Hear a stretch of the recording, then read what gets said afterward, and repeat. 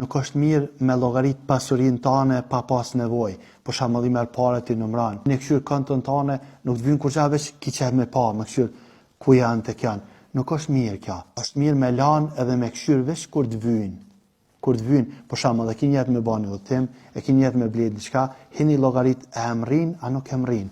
Ama veç për shef, për shefit, kam qef mi hi këshyri për natë, nuk është mirë me këshyr, ku është, shka është, so ka shku, so ka ardhë, leje. Ka thonë Aisha radiallahu anha, e kena pas një ushqim hangshmi për tina, edhe që i ka Allahu bereqet gjithmonë, po të një dikur ja ka nisë me llogarit edhe so del, edhe am del edhe 2 dit, am del edhe 3 dit. Kur ja kom nisë me llogarit që shtu ka hu bereqeti. Do më thanë, bereqeti është kur të si llogarit heq. Qënë Allahu, puna, qatë punën që jetu, bo puna. Mos u qënë haram, jep sadaka.